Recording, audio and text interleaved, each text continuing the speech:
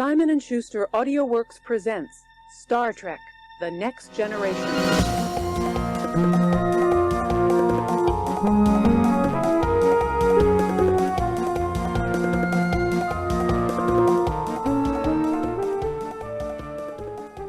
Did my epic count down? He did. Were you yes, like, it is. Whoa, what's going on? I know his voice is.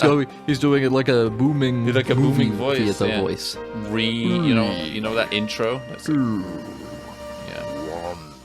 Like the IMAX. Yeah, they do the. I hate that fucking IMAX. They do intro like, so much. hello, it's me.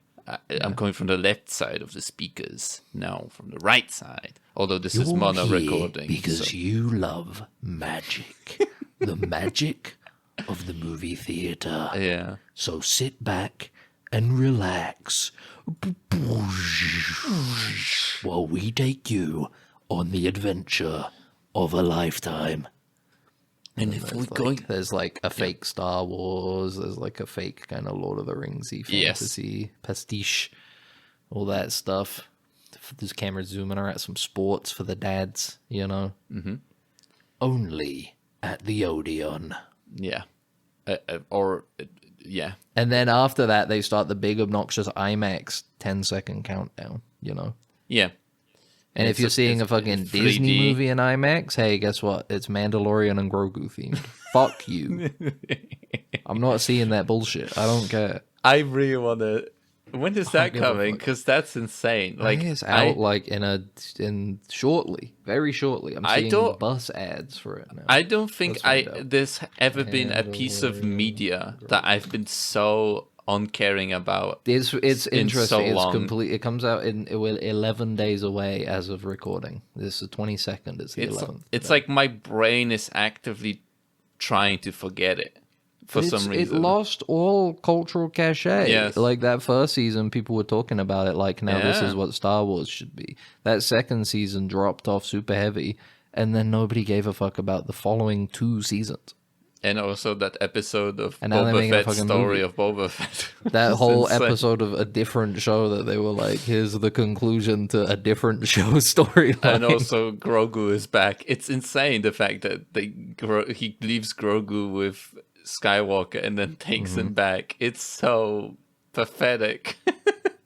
And then they just get going. It's like the 3rd season starts, and it's like, if you didn't watch Book of Boba Fett, sorry, you're gonna be like, why is baby Grogu back?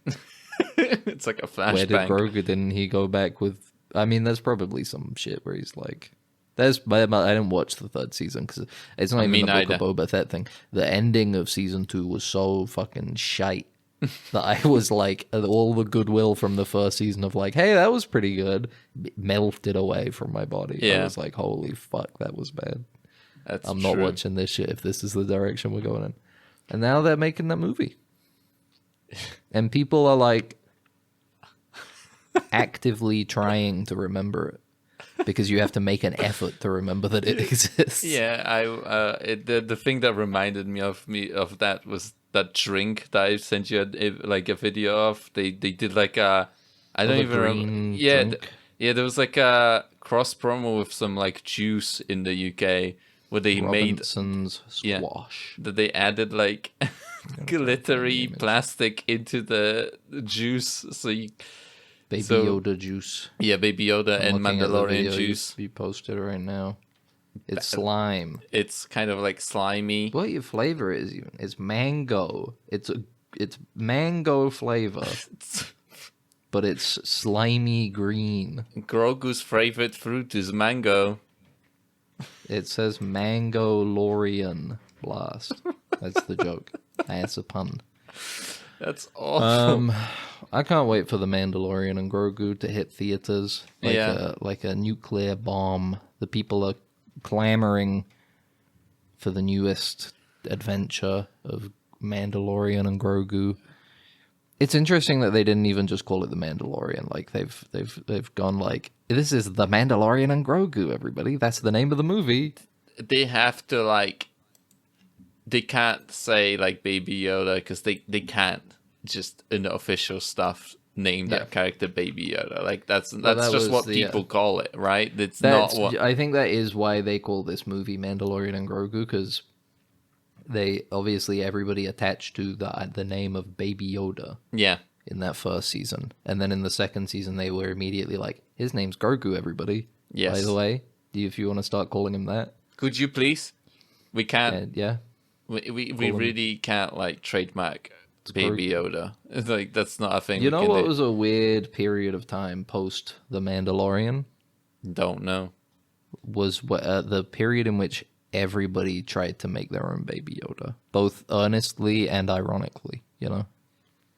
There was a lot of Give me an Baby example. Yoda-ing things.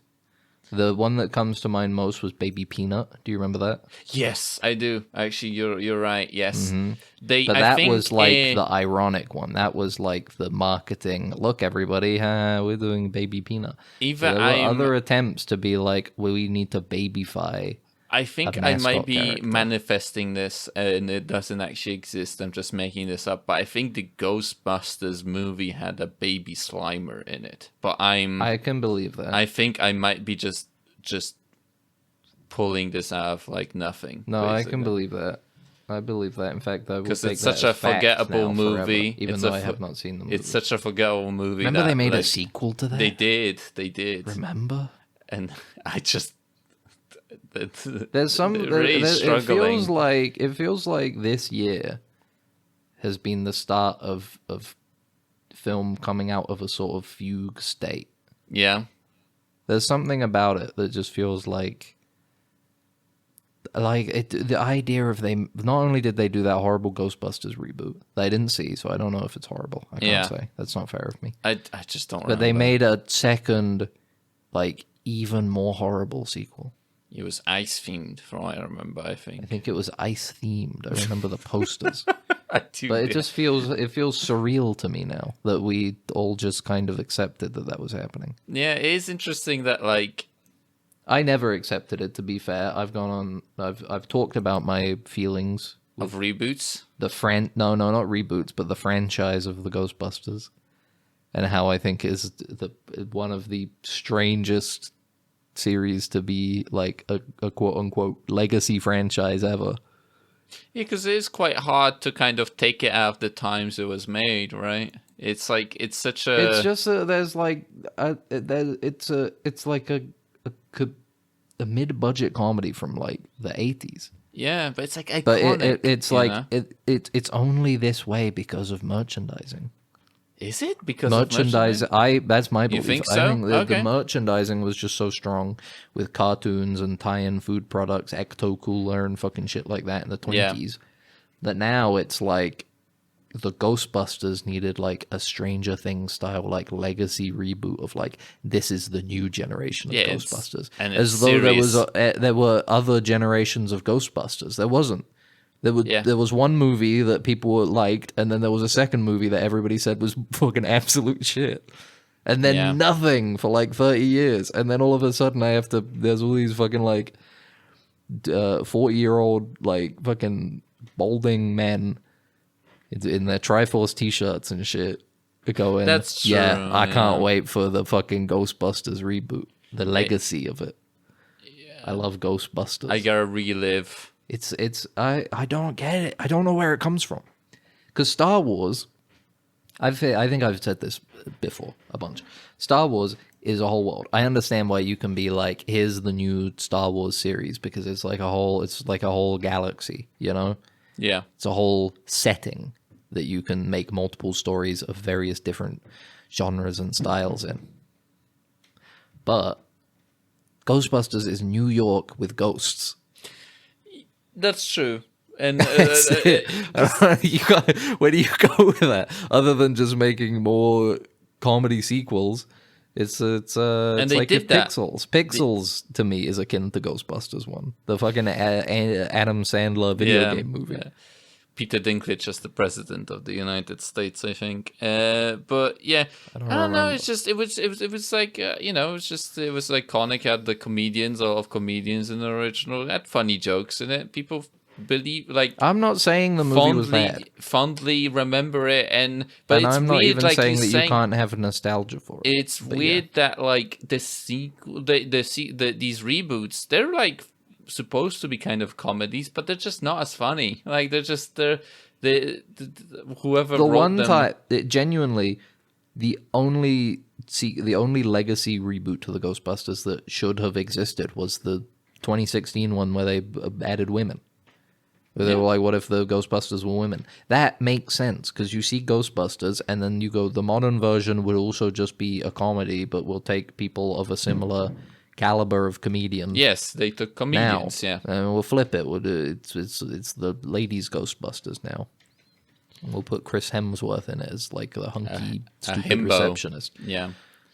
And we'll but put fucking Kirsten Shaw and that other lady. I don't remember what they're called. But yeah, it's. But then they did the one again, and they were like, "We gotta." But people do fucking nostalgia. lost their mind. People lost their fucking mind with the 2016 Ghostbusters. It was like an affront to God to them, it was like, no, this is what it should be.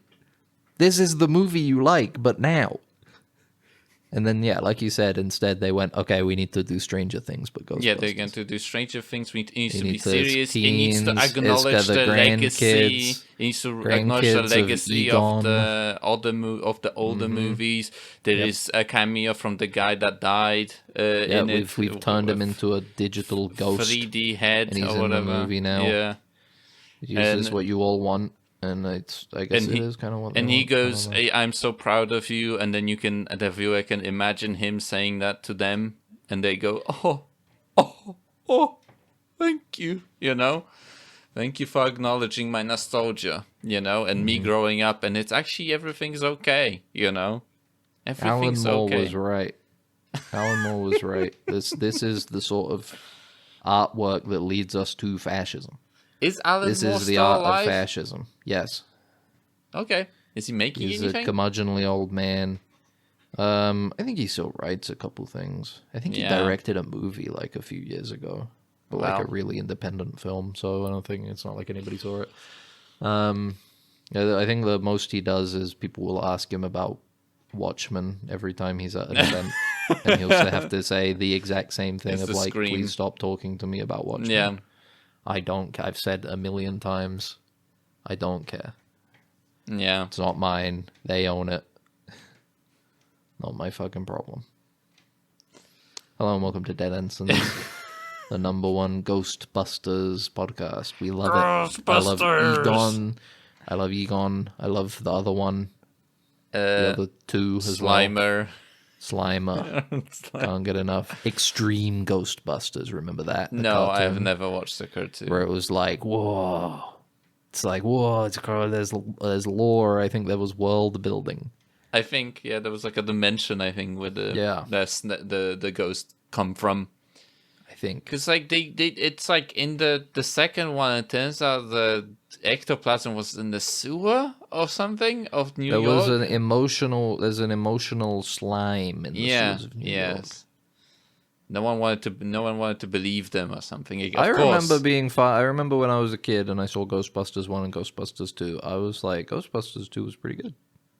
Yeah. I thought that was fine. Yeah, he's got the Liberty statue fight, right? That's the one? Was that the first one? I don't know. No, the Statue of Liberty is the one where they because they pump the goo into it, I think. Yes, I think and so. And that's how they bring it to life.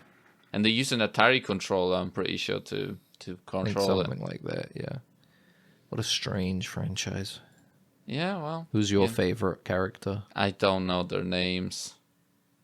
I liked Moranis. Slimer. I like the guy who gets blown by the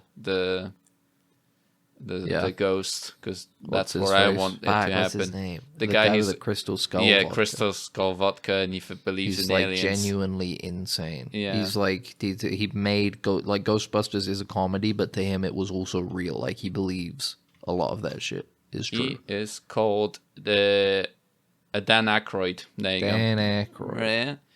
That's awesome, man. That's the thing. The cool thing about like being successful and rich, and like you can be crazy, and you kind of just can like indulge in your craziness. You can just like spend money on your craziness and like make it real in a way. Did I say I'm Ben, you're Max? Yes, I think so. Did I? I think so. I'm not sure. If they know our real names, they can call on us, and they'll have power over us. Then that's the worst thing about it. Like Highlander 2. Is that what it was? Did that? Yes, Was there because a name thing? Ramirez and Connor McLeod are bonded And that's why you can call from him the back? planet Zeist. Yes, he says, I may die, but all you need to do is call me. He goes, all you need to do is call me Highlander, and I'll be there. And then when he gets the extra quickening juice from the porcupine guy, he calls out, Ramirez! Ramirez! And then he comes back to life in Scotland. It's such a in the middle of the play. Movie. It's such a beautiful movie. It's so Shakespeare. terrible. In Shakespeare. And then he gets... It is in the middle of Hamlet, Yeah. Or Hamnet, if you saw that bad movie last year. Yeah. Mm-hmm. The true story. The true fake story behind the play. Well, I saw it. It was like, it was interesting. I mean, it makes sense why I got so much awards buzz because it was a very emotional movie, but it's not great. It's not great. It's not a great movie. It's not a great movie. It's very fake. It's all very fake. Performative? You know? Because it's a performance by the actors. It's historical fiction. It is a performance by the actors. That's true. That's true. Therefore it's performative. What were we talking about? Yeah, Highlander 2. I watched Highlander 2 this weekend. That's a funny movie. Yeah. My world was shaken this week, Megs. By what? By Highlander? No, Final Fantasy 14. I gained new knowledge of the game that I didn't comprehend until this week. I didn't even realize that this was the case. It was a forbidden knowledge was exposed to you. It is almost it's almost forbidden knowledge. It's almost eldritch knowledge. Yeah, you're gonna go insane now. You find out about it, and then like so much stuff clicks into place in a way that you're like, this is crazy. Why would people do this? Yeah, go on. So I've been leveling up the crafting and the gathering, right? Mm-hmm. Gathering lets you go and get your own materials, and then crafting lets you turn those materials into items, clothing and stuff. And a lot of the good, like, most recent content, the end game stuff, if you want it to be really good, you need to be crafting it or have somebody craft it for you, right? Yes. And not only that, you need to do something called pentamelding. So each of these gear have like 2 materia slots on them, right? Yeah. And each of those materia slots will give you a bonus. It can be like increase attack speed by whatever, right? Pentamelding is when you add 3 more materia on the 2 that you're allowed that have a chance of failing to add to the thing. So it costs a lot of money because you need to buy a lot of materia, and you also need the like catalysts that let you do it, right? And every single extra materia you add lowers the chance of the next one succeeding. But it's so like you have permanently? Like permanent? Yeah, you will break the things that you won't break the gear, but you'll break the materia, and the catalyst will be gone. So you'll have to do it again with a different materia and catalyst, right? Mm-hmm. So I thought there's this stuff called tombstone gear, okay, and script gear. The idea is that is literally, you can look at the figures and it is as good as the crafted gear that you can make of that level. So I'm like, okay, I'll get all my crafters to max level, and then I'll get that gear, that script gear, and then I'll be able to make anything in the game, right? Because that's the best gear you can get, right? Yes. False. It's actually impossible to make a lot of the end game content with that gear. Why? I was under the impression the entire game that once you had the best crafting gear, you should be able to make anything, right? Yes. But actually, it's just all of the best gear at its base is just barely scratching the surface of the best stuff you could make. And in fact, what you need to do is you do need to have that crafted gear, because the script gear, you can't pentameld. So you can't edge that gear just high enough to be able to make the stuff that you want to make, like the food and the cool stuff, right? Mm-hmm. So what you need to do is you do need to craft the super crafter gear to high quality, because then you can pentameld it. And that gives it just enough of an edge. Just enough to do just a little. There's a little tiny gap between your ability and the ability you need. The literal minimum amount of ability you need to make like caramel popcorn. And if you pentameld, it'll be just enough to beep, beep, beep, beep, beep, beep, beep, beep. There you go, you can do it now. And that fucked me up, because I was like, this will be fine. I'll be able to make the stuff I want to make. I could even sell some of it for in-game money, on the market board. Wrong. I'm barely even I spent hours of my life bringing them all up to 100 and getting gear that I thought was necessary. And it turns out I've barely just begun. There's a second I've bottom. barely just fucking begun. It goes deeper. Yeah. It goes deeper. There are fishmen at the bottom of the Marianas Trench. Yeah. And they've got their own society, and I've just found Their out own about culture and language. And now it all it's all clicking into place. Then I have to pentameld. And then you work it out. You learn their culture. You learn their language. You go to the fishmen. Turns out they killed a different society that was there at some point. Mm-hmm. And they're actually colonizers. And you gotta go deeper. I thought I was finding Thekla in the cave, and I didn't find Thekla. What I found were ape men. Men evolving back to apes due to their environment. That's interesting. That's from people the don't Claw talk of the Conciliator. The second book in the Book of the New Sun series. Oh, okay. Oh, yeah, because you were reading that. But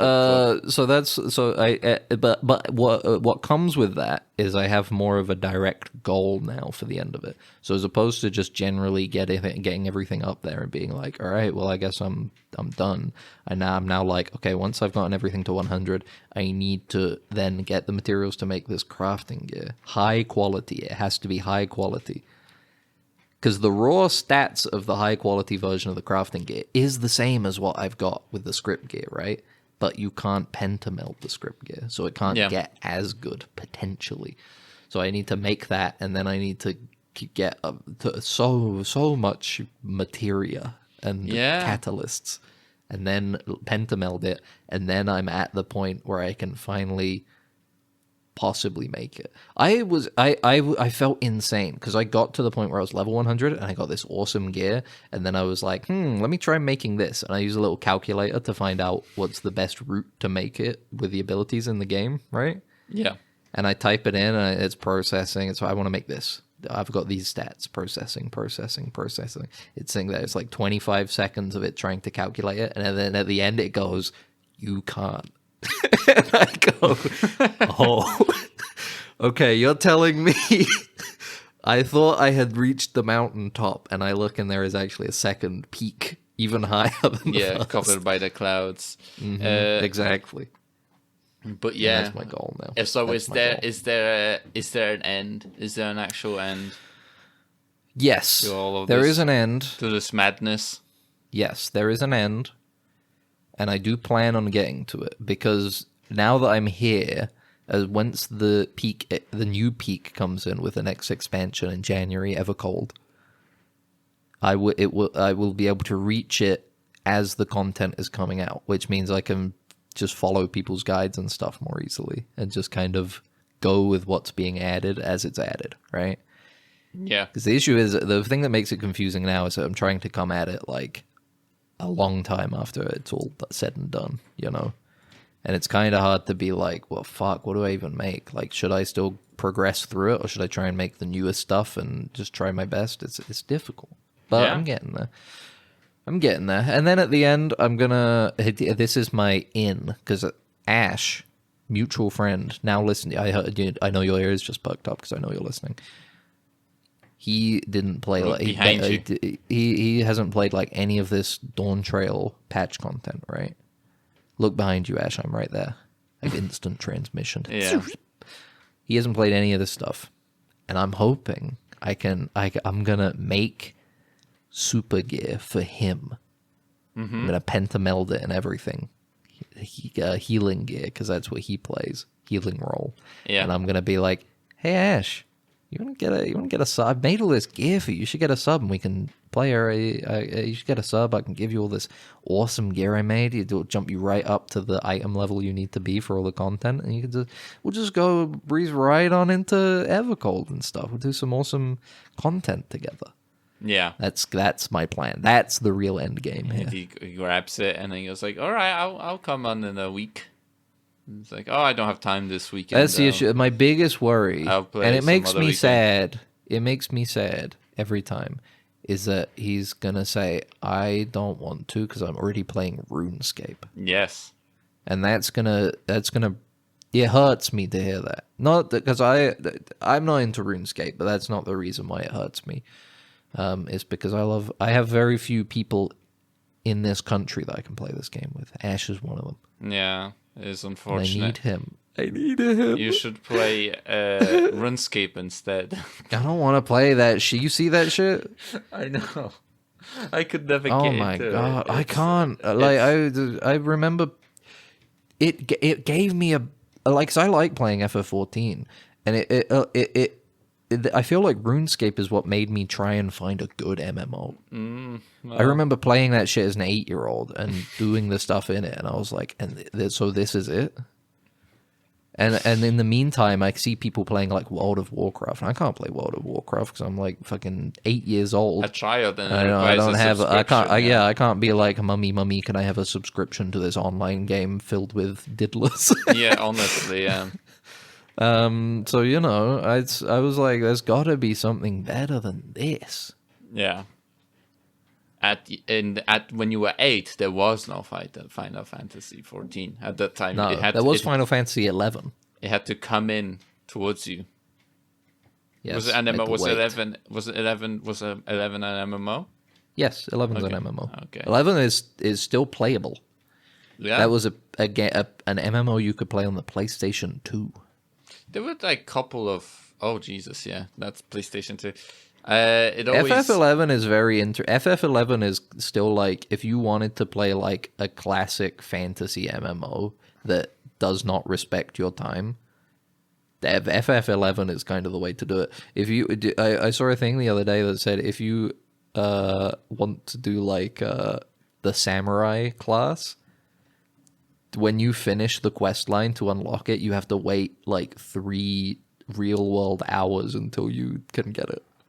Why? Because like the servers are like weird. And no, the guy that is at the end of the quest is like, okay, come back in 3 days and I'll have the stuff ready for you. And a day is an hour, so you have to wait 3 hours before you can actually do it. Wait, do you have to be in game, or can you like just log off? No, I think you can log off and then come back if you wanted to, but you still have to like go away. Fast travel in that game is like scheduled. Like you have to get on boats and stuff and airships at specific scheduled times if you want to fast travel. It's hardcore. It's kind of awesome. It sounds attractive in a way. People back in the day, they were a lot more hardcore. Everybody's got fucking quality of life shit in their game now. It's like, fuck you. Wait for fast travel for 3 hours, you know? There's a mystique to it, you know? Yeah.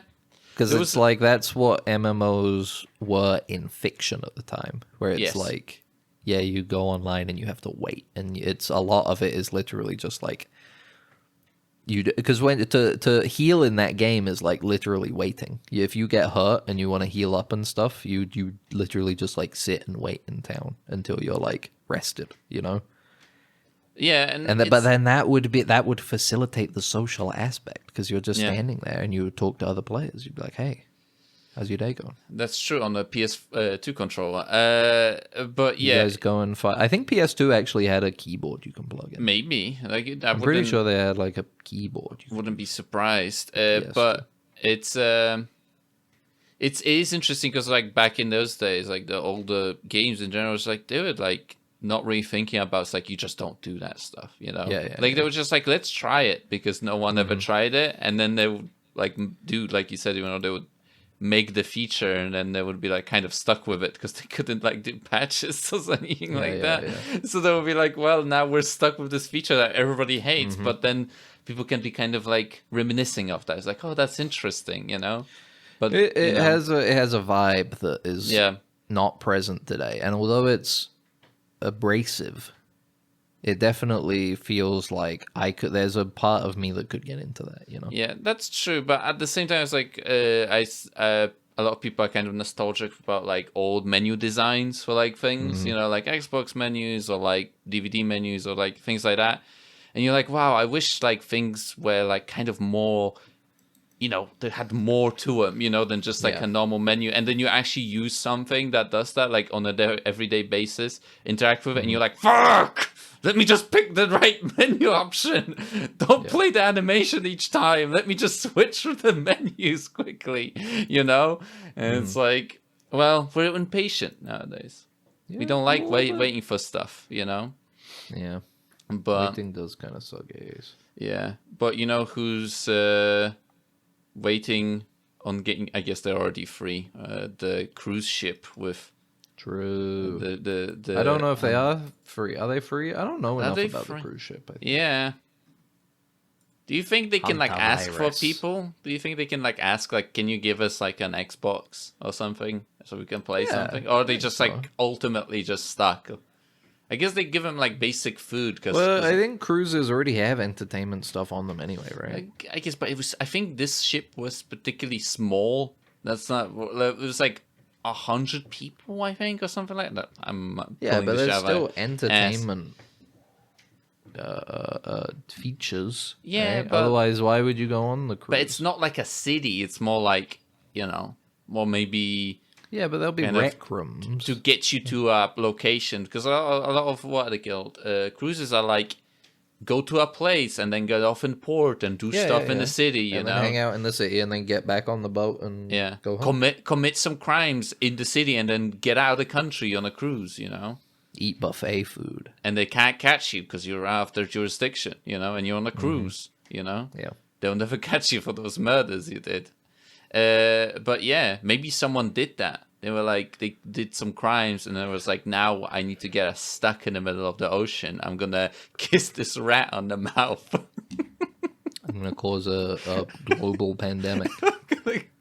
Yes, tongue this rat, you know. And but you know, hopefully nothing's gonna happen. I am interested in how people are gonna react if we're gonna get lockdowns again and stuff. I think people will. I like to think that we will be more accustomed to it, but I do worry that it cause the end of all things. Because COVID was not good, and COVID caused a lot of deaths, and I'm not going to downplay the amount. of deaths. Yeah, absolutely, no. But I don't think it is as bad as the hantavirus would be. Yeah, the hantavirus, it seems a lot more lethal. Yes. Yeah. So it would be stricter for sure if it were the case. I don't know if it will be the case. Yeah. I like to think that we'll be okay, but I suppose we'll have to wait. I don't know. We'll have to wait and see. It will be interesting to listen back to this episode. That's why I'm bringing it up. Bookmark this podcast. Save the podcast in general. Save this episode in particular. Download it as an MP3 capsule. Make your predictions for the future pandemic. Is it going to happen? Is it not going to happen?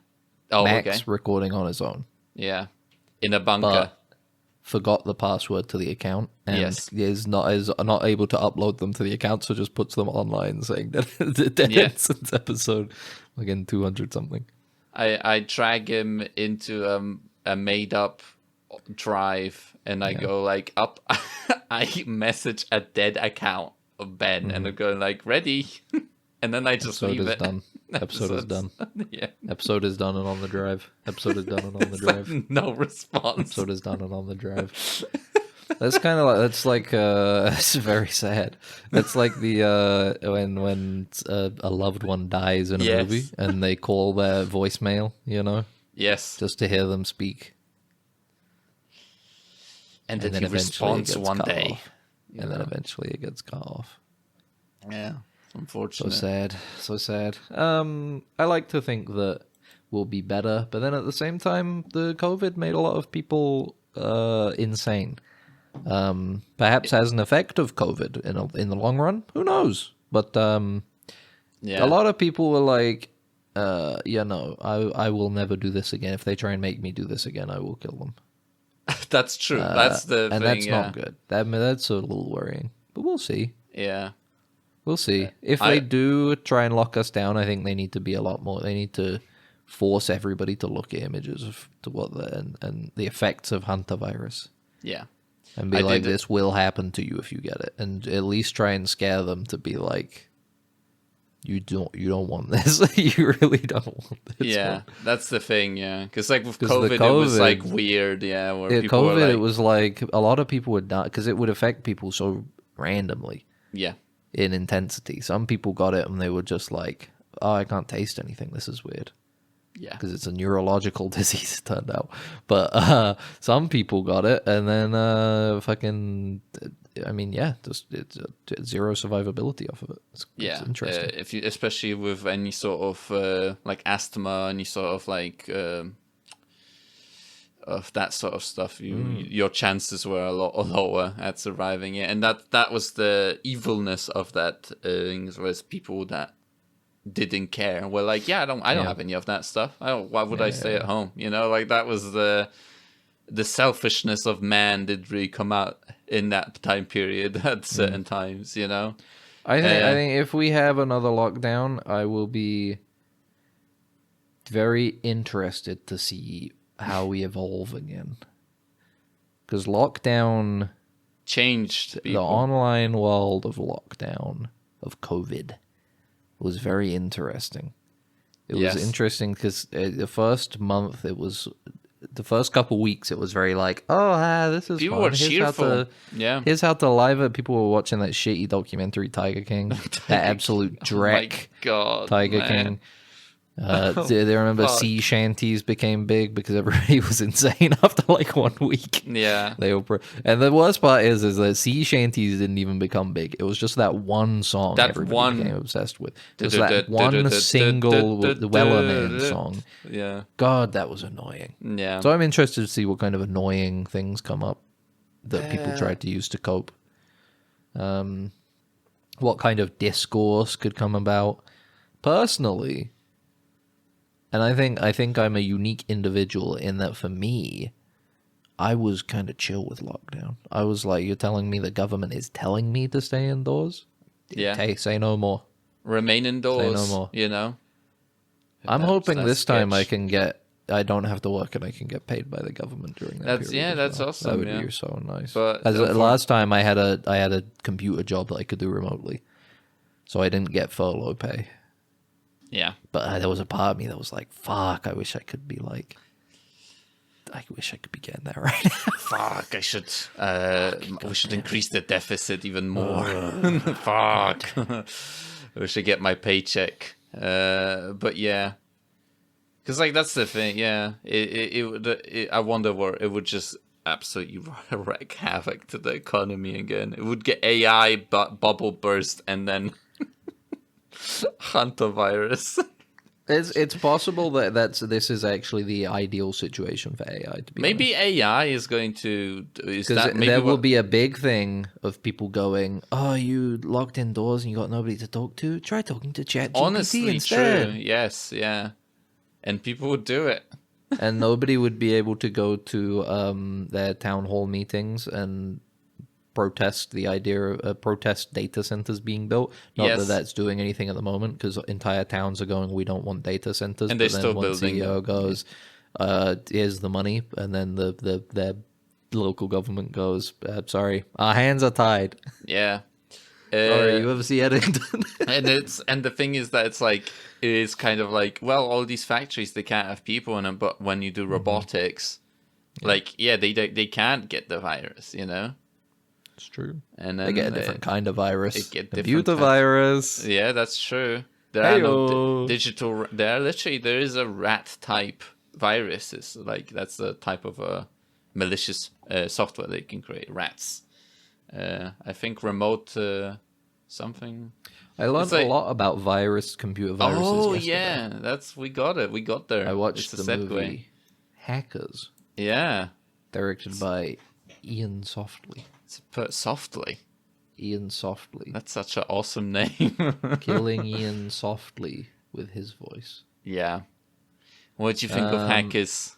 Do you want to go back to those times? It was... No. Do you want to wear clothing like that? God, no. They were doing some interesting stuff in that movie. Let me tell you that much. Weirdly misogynistic movie. It is, I think, from what I remember. And it feels very perverse, and I don't mean so much in that you're seeing the breasts of a high school age Angelina Jolie. Yes. I mean perverse in the sense that it kind of takes an outsider culture and twists it into conformity, you know?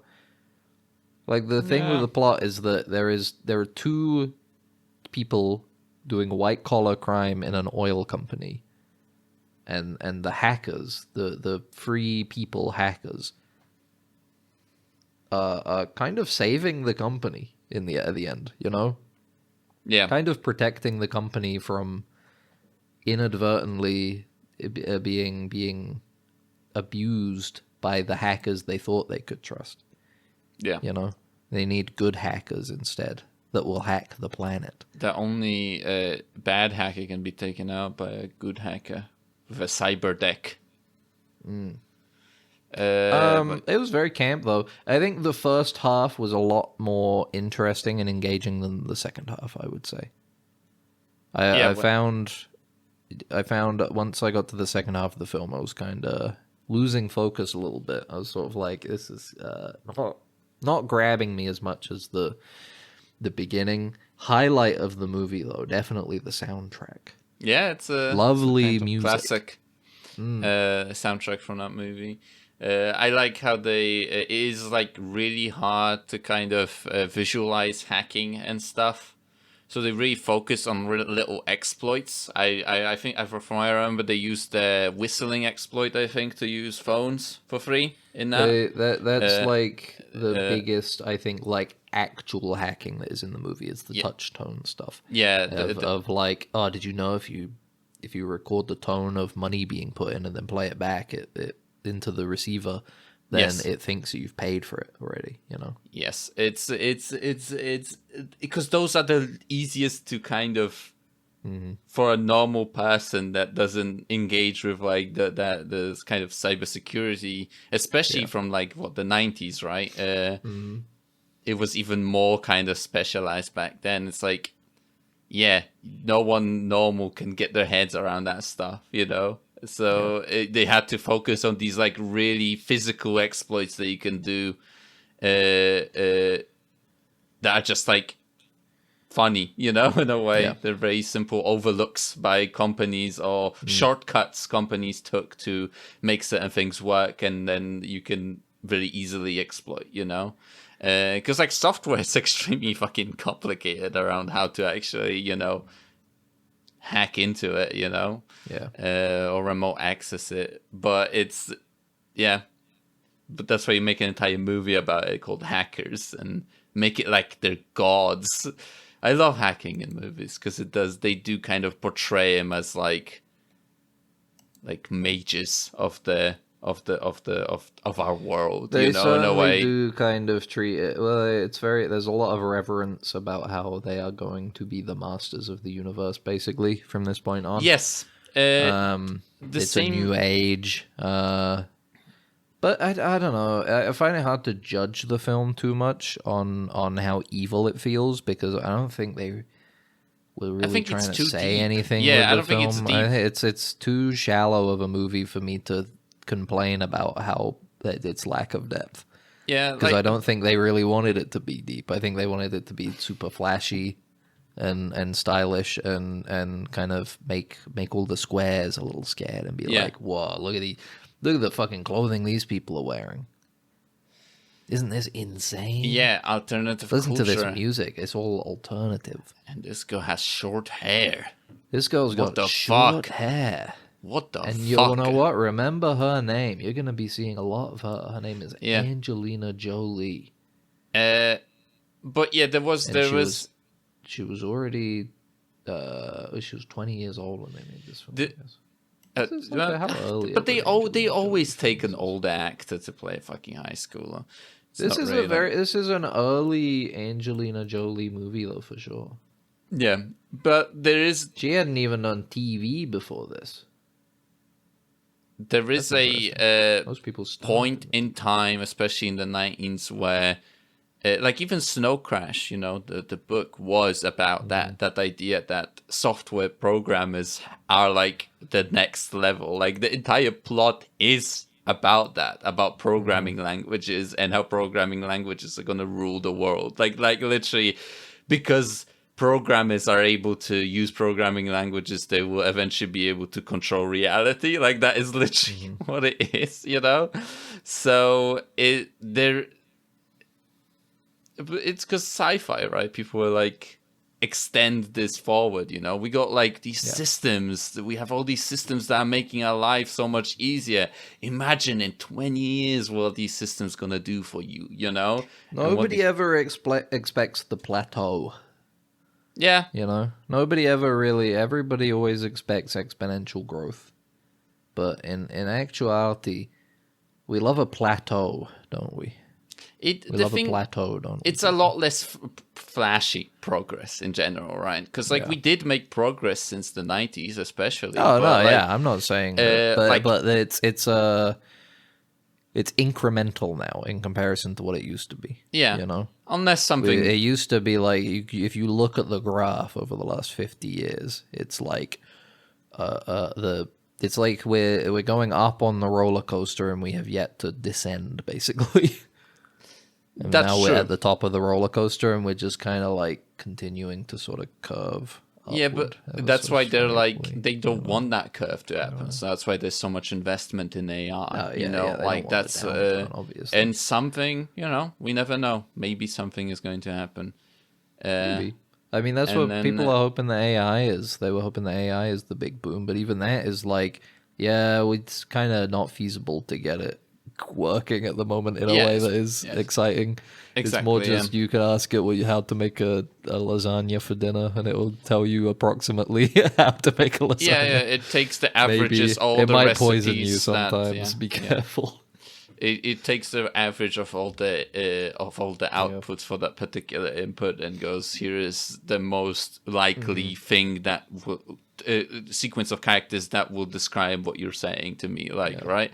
And I really like the way someone described LLMs, like large language models, and the way you interact with them is that they're just they're just databases queries. Like they are just queries for a database. I don't know if you have interacted with like a programming database where you actually have to write queries like selects and you select tables. I haven't done any of that shit, bro. So that's how you classically interact with like for example a SQL database is you write a query that you link different columns together. The tables are connected by a particular field in the column.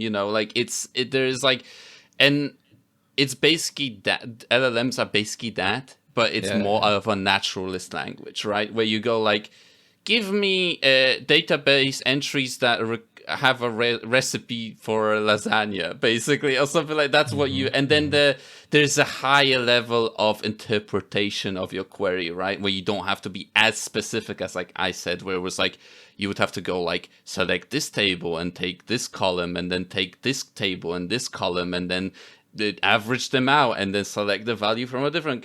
It's kind of the LLM does that for you, and therefore you'd require less expertise to interact with such a system, right? The intelligent listener out there may be able to intuit that I bought ingredients for a lasagna today. Exactly, and that is why I mentioned it.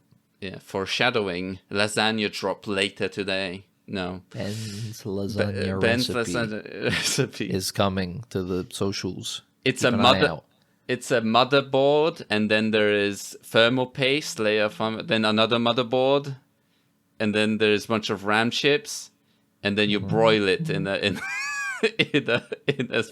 a oven to really get that RAM crispy on the top, because you get into hackers now. You got I'm not into circuitry. hackers. Oh, okay, well, Yeah. I guess to wrap up on hackers, it was fun. I don't think I'd ever watch it again. To be honest, it was very It had some fun moments.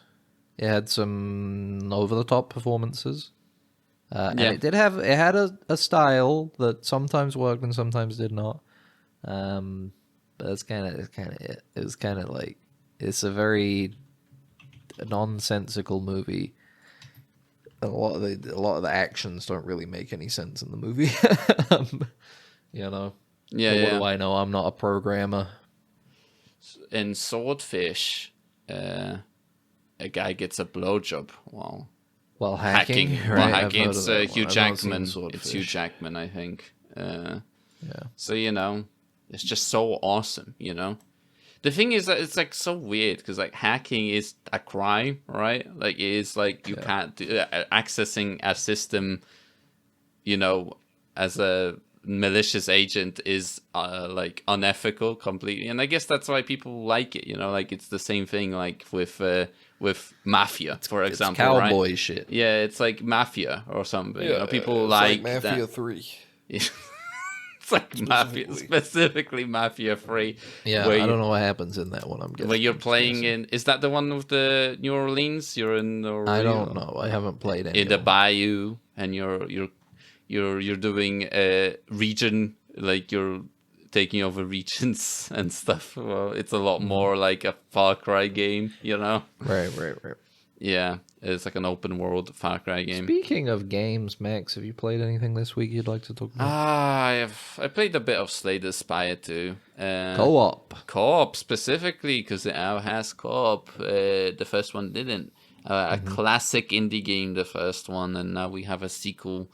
And it's good. It's more Slay the Spire, more characters probably gonna be added later on, but there's already new characters compared to the previous one, and the co-op makes it very interesting. It's kind of funny how I actually not perfectly sure of that, but it does seem like they just like double, like if there's two of you, they double the HP of the enemies, and if it's there's three of you, they triple you. It's great. Is it fun to do the co-op? It is. It's like trying to kind of collaborate together and make sure that you play your, for example, debuffs before someone does their like all-out attack. It's very fun, and it opens up a lot of synergies that you can kind of synergize with all the players, and especially the fact that they can pick whatever character to play that they want, right? So they have access to different cards, and then those abilities between characters can synergize. Also, very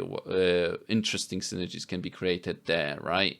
And when you play in co-op, there's also just co-op related cards that are just for co-op, where you can, like, for example, move your block onto someone else.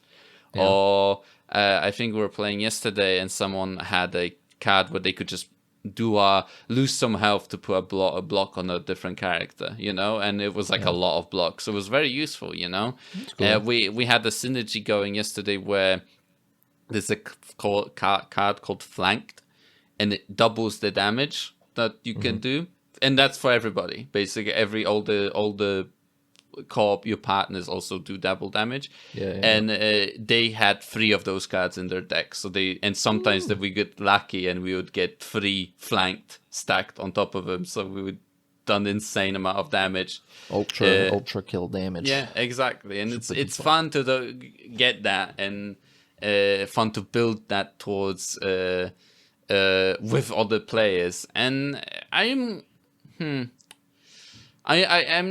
interested in, like, I need to play a little bit more of Slay the Spire. I've been just kind of playing it with other people more than on my own, actually, at this point.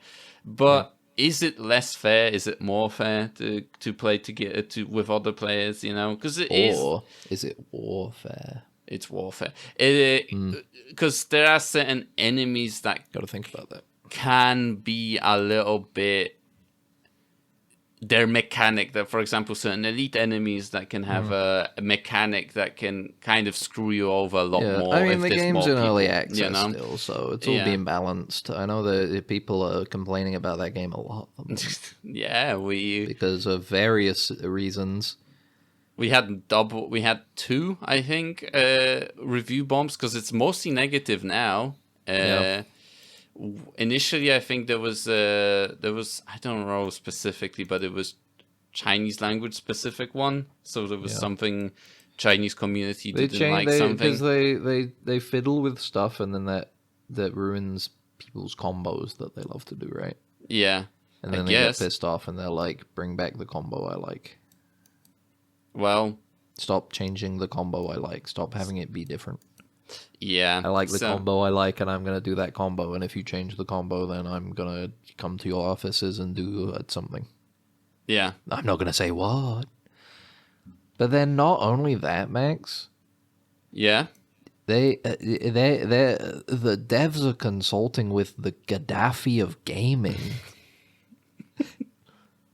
Anita Sarkeesian, I'm hearing. What the hell? You're telling me Slay the Spire 2 is a wokey game? Yeah. What the What does she know about video games? She's a fake buddy, gamer, I right? was a little thing 14 years ago. Some would argue, although it may sound silly, is genuinely one of the most important historical events of the modern history. And I know that sounds silly. And I know it sounds ludicrous to think that was actually important. But the crazy thing is, it actually is crucial to where we are as a society, sort of globally at the moment. Yeah. It's called Gamergate. Have you heard of it? No. It's called... We're getting another soft Gamergate 2 launch this week, I think. They're probing I feel like the last couple years have had a lot of soft Gamergate 2 launches. This one feels the strongest, but only because it's two Gamergate-y things coinciding, you know? Yeah. What am I trying to say? I guess the rehashing of the Anita Sarkeesian stuff. Gamer's worst nightmare. and a walking sim being given good reviews. The two biggest Gamergate things that make a gamer insane. Yeah. Nothing makes me... I'm glad we have this moment. I just want to say before you give your point. Okay, sorry. Sorry I keep talking over you. I'm sorry. But what I like about this is that it shows me how much I've grown as a person. Because it gives me a point to look back at Gamergate 14 years ago and go, man, I'm glad I have matured as an adult. Isn't that great? I'm so glad I'm not the same stupid-brained 17-year-old that it seems a lot of those stupid-brained 17-year-olds have clung on to desperately. They don't want to leave that mindset. There is, but do you think that Gen Z are primed for this now to do that repeat of that stuff? I don't know. That's a good question. Because they have, there's like the maxing stuff, the maxing stuff is pretty big. And do you think it's not that far to kind of push it a little bit into that and just do a rehash? But yeah, talking about... go on. I was going to do like an anecdote about that. Okay, I was just going to say, because it's got a hook that stupids love, right? Ethics in games journalism. Yes, yeah. That's the hook, and it's a hook that sinks into the mind of a dumb person very easily. Because it helps legitimize their toy, and they love legitimizing their toy, you know?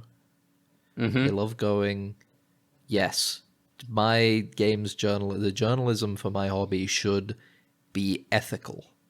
Yeah, it should be objective. It should be more objective than even regular media is.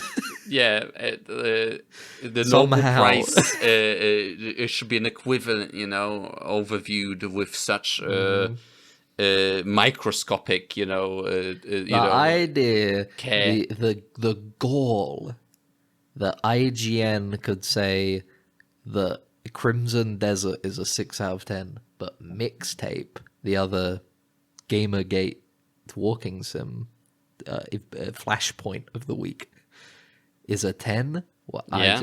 I just can't believe this, Max. I just can't believe this. You can Yeah. do so much. You can play with so many toys in Crimson Desert. You can. It's a game that you there buy are no one game. toys in Mixtape. And There's you're only telling me it's a better nostalgia. game? I'm so confused. Hold on. You don't understand. I go by a very strict and perfectly rational metric, Max. Okay. Yes.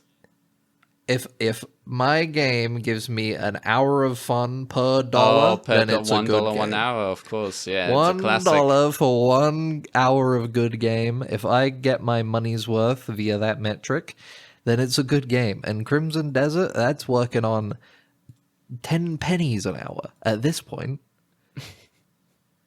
Mixtape, that's $24, and yet it's only 10 hours long.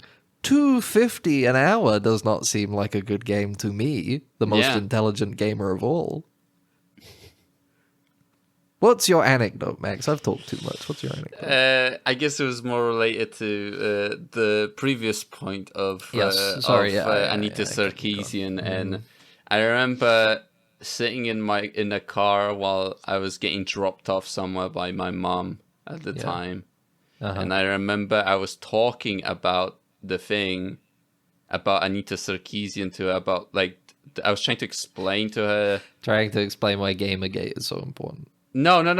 It was around the time where it was happening, so I was in it. And I was very much, I remember I had this shit in my algorithm. I had anti-woke stuff in my algorithm. We all were, because we were the targets. Yes, it was perfect. And I remember We were the this, teen boys that and played games and could and be groomed. yeah, in that and way. I had this, and I remember talking. I don't know. I was like making talk. She like legitimately said something to us, like, oh yeah, and she has like all these opinions about the video game. And she does. I remember something. It was, and I remember my mom. I love my mom. I love her so much. Says the simplest fucking thing that she could have said, not understanding or caring about any of this thing, saying, "Why do you care?" And I was stunted in that moment. I legitimately couldn't describe. Could you feel your brain chemistry changing? Literally, like that's a flashpoint in my there are moments where you have like little things where you're like, oh, if I could have made this step wrong, I would have been hit by that bus. You know that came. You know, all right, if you know, you're on the edge or something, you lose balance, and you're like, oh, you catch yourself, and you're like, oof, they could have gone. This was one of these moments of my life. Could have come out a little bit differently if I didn't have my beautiful parents that I talked to about garbage to from time to time, and my stupid little interest. And that's why they pulled you back from the ledge. And actually talk to your kids, everybody. Talk to your children. And make them trust you enough. Online. The government can put in as many fucking identification features as they want, but nothing will ever be better than educating your parents on communicating with their fucking children.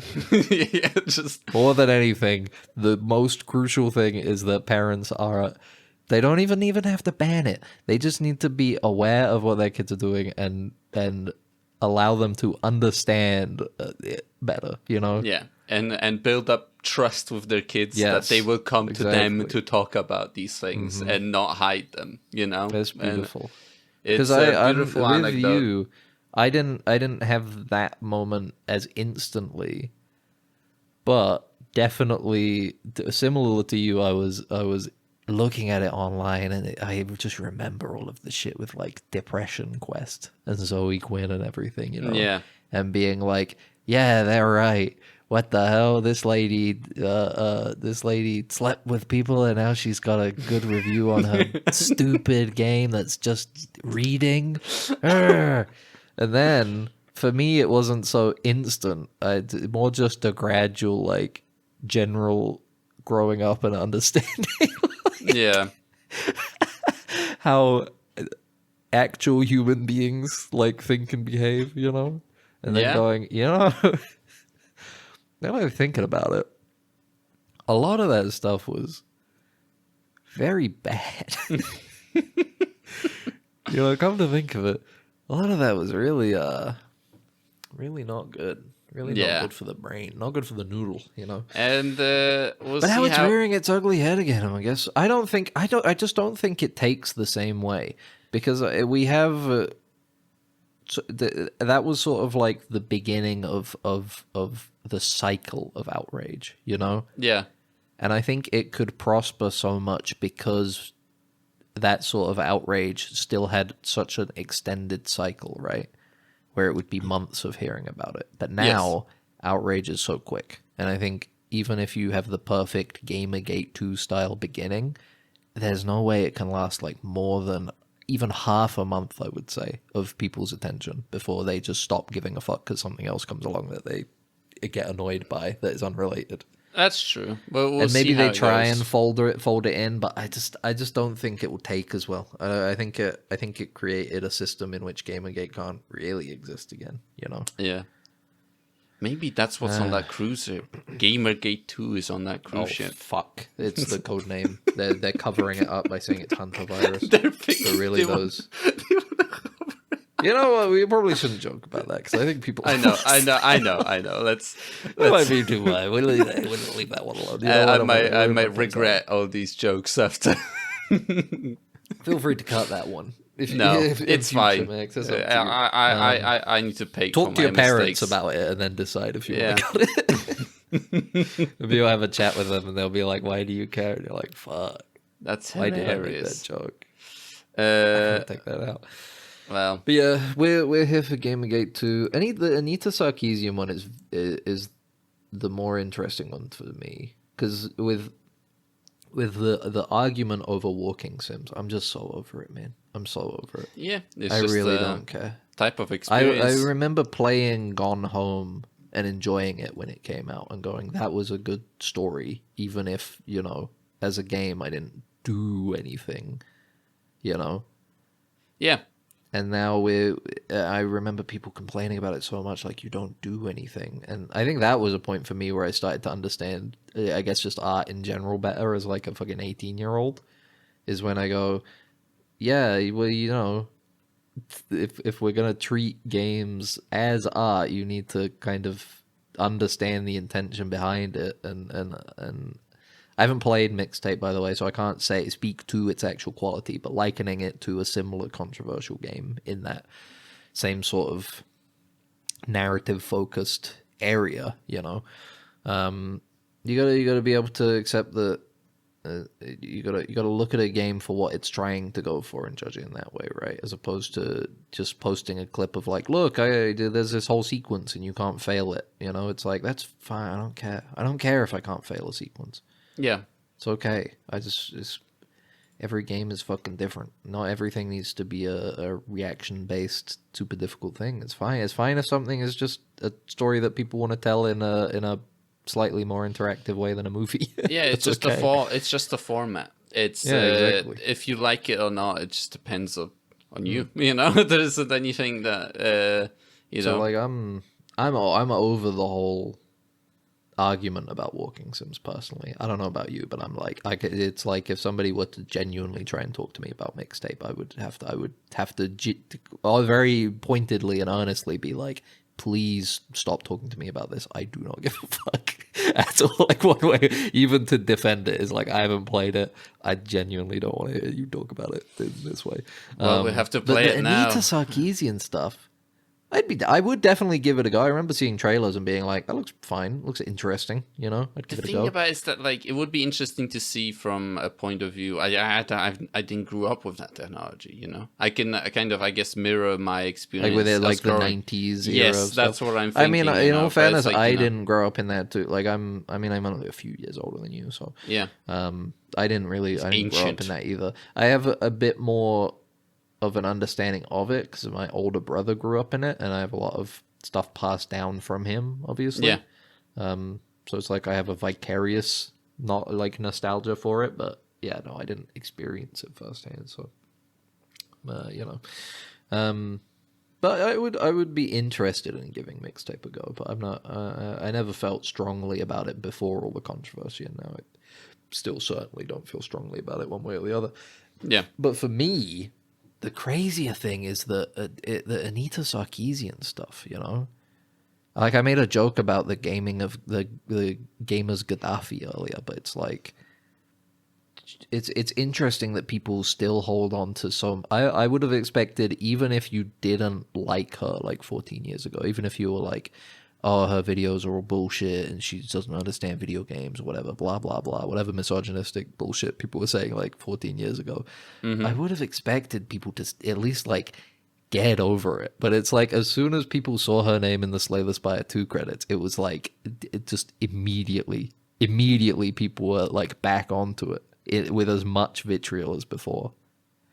And I don't get that. How can you feel that way after fucking 14 years? All of your fucking cells have been replaced after like fucking 14 years, and you're still going, fuck Anita Sarkeesian? Yeah, it's hell? Like, because like, I don't like. How do you live? How do you live? But at the same time, it's like, I don't know. Like, she gets hired as a consultant. It's like, if she's not a good consultant, I don't think they would hire her. You know, like, it's weird. It's like, she wasn't, because like back in the day, I guess you can make like a argument where it's like, oh, she was in the limelight, so people wanted to attach the name of her, but nobody cares about her, so it doesn't hold any value, like, you know, that attaching her name to anything. So it's like, who gives a fuck, you know? She's just she's just a working person trying to make a living, you know? Yeah. It's like, and like you said, like, exactly, it's like a fucking sleeper agent stuff, you know? Like, they're like, you know, like...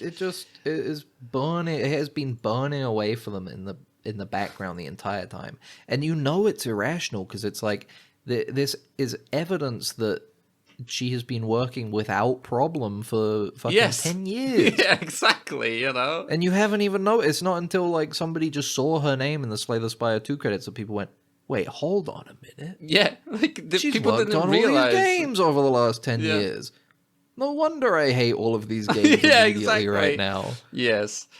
Because Slay the Spire 2 was a big one, because people were fucking loving Slay. Even the fucking grifters, the fucking Gamergate grifter people online loved Slay the Spire 2, and then it's just like, boop, flip. No, actually, Slay the Spire 2 is a fucking awful game. Actually. Yeah, actually. Game. It's not like Crimson Desert. Yeah. Or Stellar Blade. Yeah, it's cool. It's insane, man. I just don't understand how you can still hold on after 50. Even, I would expect, even if somebody didn't like her 15 years ago, surely you must be a point now, 15 years later, where you can be like, I just don't care anymore. Like, that was 15 years ago. Why would I still care about this woman doing stuff in the industry? Yeah, it's irrational, and like you said, it's so irrational. I wonder if we're gonna be nostalgic about Outrage in the future. You know, I don't think we can ever. We'll never need to be nostalgic about it, because it will never go away. It will never go away. It's like people we'll be love experiencing to hate. It every single day, a mad villainy. Every single week, every single month, every single year. People do like his mad villainy. Yeah, people love to hate. You're right. Thank you. Rest in peace, MF Doom. Yeah. But not rest in peace, Mad Villain, because he's still alive. Yeah. He's still doing stuff. Still producing. Gamergate 2. That's the name of this episode, Gamergate 2. Yes, that's what I was Revengeance. thinking. Revengeance, yeah. Gamergate 2, the Gatoning. Electric Boogaloo or whatever. That's a classic. Yeah, that's a classic one. Boogaloo. Yeah. Gamer Harder or whatever, you can have like a subtitle for it, you know. Revenge of Crimson Desert. You hate Crimson Desert, man. I was never interested in it, because I remember seeing the trailers and people would be like, look how much stuff you can do, and it's like, I don't care if I can do a lot of stuff if there's nothing interesting about the game. And then it came out and people were like, look how much stuff you can do, and nobody has talked about anything interesting about it. Yeah, it's a weird game. I saw somebody, and you know what really turned me off? And this is more on consumer, but it told me a lot about the kind of person that is excited for Crimson Desert within these spheres, is that I was supposed to be excited by somebody showing off, like, look, you can chase down this woman who's pickpocketed you and beat her face in, and I was like, and it's like it shows you it goes like close up of this lady, and the main character is like on top of her, like punching her in the face like 5 times. And I'm like, this is fucking horrible, man. That's just a video gamey thing, honestly. But it was supposed to be like, look, you know, so many games will shy away from this, but this is like the realism of like, look, you can do this. Of and it made me people? go like, you know what? I understand why in fucking Bethesda games they don't let you murder children. You know what? I understand now. I've grown up and I've gone, you know what?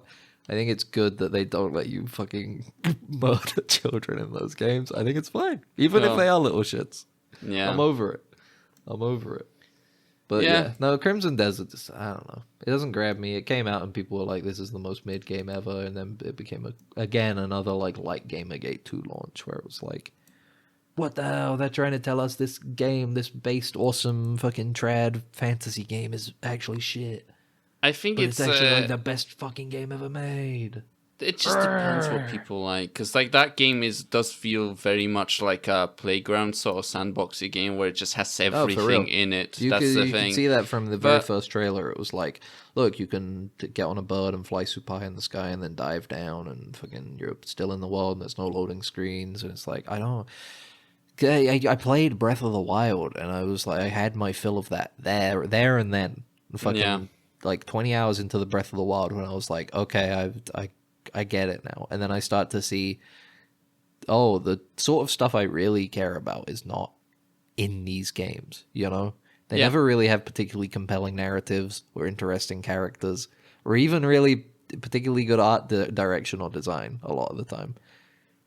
So I'm like, I just don't know why it's weird because I do enjoy these sort of games, but I don't like them, the sort of degree of that game, it seems. Or like Crimson Desert. Like Crimson, because I told you I like, for example, like Stalker Gamma, which is literally just an open world that you get thrown into. That's do whatever you want. That's more simulation-y, isn't it? Yeah, there's exactly. a lot of survival and like realistic gunplay simulation, resource management kind of stuff. But I think the big aspect of these games for me that are like more open worldy and it's just like thrown into the world is when they are really like fun kind of story makers in a way. You get little funny vignettes that these mechanics that kind of convolute into, right? The accidental coalesce, like the accidental vectors of all these things, like swirling together, like they don't make sense most of the time. But then suddenly you get this one vignette when you're like, wow, I got to experience this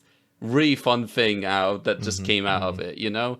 But it does seem like the Crimson Desert feels a lot more Far Cry, you know, where it's like you are just ticking a checklist, you know, you're doing a checklist of like it's one of the things I see people when they try and show off in the game is like they show the whole map with like all the little dots of like here's all the different quests and things you can do, and it's like, man, that looks overwhelming.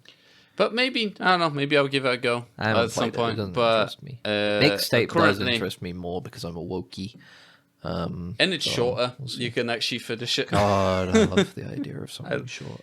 And you could just fit it. I play it and go like, nice story. I'm done. You know? Yeah. That's kind of how I was with Expedition 33. Where I was like, I finished the story and I was like, as soon as I finished the story, I was like, that's it. I'm done with it. You know? And I could do that. I could go like, I experienced the arc fully. You know, of the story, the beautiful story that the game was telling, you know, and I don't need to come back to it, you know. Yeah, do you remember after the Game Awards when everybody was complaining about Expedition 33? Yeah, of course, because it won too much. Mixtape has people pretending that nobody complained about Expedition 33. Really? Okay. Well. I'm seeing people are like, oh yeah, no, you know, this is a real art game that everybody loves. Look, it's even got like an art thing in the title. And it's like, motherfucker, after they won fucking every game award, people were like, this is such a fucking smelling your own farts game. This game is fucking pretentious. Yeah, it's supposed to be about art, but it's fucking dog shit. It looks like shit. It's Unreal Engine bullshit. It is Unreal Engine bullshit. Low-key, it kind of is. It is, but whatever. Also, it's pretty good. It's pretty good. They can't say that now because of the AI. They got caught. They got caught saying it out loud in an interview. Yeah. Whatever. Who gives a fuck? It doesn't matter. Nothing matters. Nothing matters. Anyway, anything else? Talked about Slay the Spire and Eat Sarkeesian. All the important things. Yeah. Mixtape. All right. Maybe I should play Mixtape. I don't want to buy it though. Well, I'll play it someday. I'm sure. I'm maybe. sure it'll be on like a humble monthly bundle or some shit. It won't run away from you. Nah. People are investigating it. So I saw there's a scene where somebody gets a mixtape or like a cassette tape. Yeah. And they like rewind it with, you put the pencil in the spoke and you like rewind it. And there was somebody like doing that and they were like, look, it's inauthentic. The way they do it makes it not work at all. They can't do it that way. And it's like, who gives a fuck? Who gives a fuck? I feel like a broken record. It can't be interesting to listen to. You're broken mixtape. Bro, I have a broken mixtape. Yeah. How could a mixtape loop? You don't. You gotta. You could have like I would imagine if there would be like tape-based loop like things where they would have to loop a thing. They would just have 2 tapes inside, and then it would switch the tapes and rewind the other tape to the start for a loop. Magnetic tape is cool. It is a cool format. It's that's how they do long storage. A lot of the times they put them on gigantic magnetic tapes. But CDs are fine if you want to store something for a very long time. Yeah. But anyway, Cartridge. I think we can be done for now. Thank you for listening to Dead Ensigns, the #1 Gamergate reporting podcast. We've dropped the other thing I said earlier in the episode. I don't even remember what it was. We're on the front lines in the trenches. We are on the front lines of Gamergate 2. Yeah. The Gamergatening. It's here, and it's happening. Yeah. The base Coming to you people live. have now struck Anita Sarkeesian's base. Yeah. They've destroyed it. We are unclear if Anita Sarkeesian is still present on the field. Yeah, we're waiting for a response from the Sarkeesian correspondents. Mm-hmm. They're bored. What are they gonna say? It's just in Slay the Spire 2 has fallen below overwhelmingly negative. Oh no, even lower than overwhelmingly negative. Oh, it's fallen even further below. Yeah. Dear Lord. Oh, the humanity. Thanks for listening. If you've enjoyed this episode of Dead Ensigns, you can go to all the usual places. Hold on. I'll give me another take there. La la la la la la la. Thank you for listening to this episode of Dead Ensigns. If you've enjoyed it, you can go to all the usual spaces online. I'm talking Spotify. I'm talking Amazon Music Podcasts. I'm talking Apple Podcasts. I'm talking Stitcher. I'm talking Tidal. Are we on Tidal? Does Tidal do podcasts? I don't think they do. I hope so. Because we're not uploading in 4K RAW. I don't know why they put MP4s on there. I don't think they accept MP4. You can find us in all those places, and they'll give you the ability to save the podcast or subscribe to it. There'll be a review system of some kind, which any positive one is appreciated. And all the episodes are there, so you can keep listening. You can also find us on YouTube. That'll give you the opportunity to like, comment, and subscribe. But if you don't want to leave a comment there, you can email us deadensigns@gmail.com. That's deadensigns@gmail.com. We'd love to hear from you. Are you on the front? How's your experience in the trenches of Gamergate 2 so far? Quiet? Have you had to take anybody out yet? No, if you're on either side, talk to us. We'd love to hear from you. Yeah. Love you, Mom. Love you, Dad. Goodbye. Stay safe out there. It was American Mother's Day yesterday as well. Oh, yeah, I forget. It's so happy weird American Mother's Day. Specifically, it's weird American how it's Mother's. I don't know which one came first as well. All right, bye. I'm pressing stop now. Bye. It's shorted out, sir. We're gonna have to phaser it. Then what are you waiting for? Right away, sir. Faster would be better, Ensign. I can't, sir. We don't want to... That's enough. But, sir... Stand aside, Carlton. I'm going through.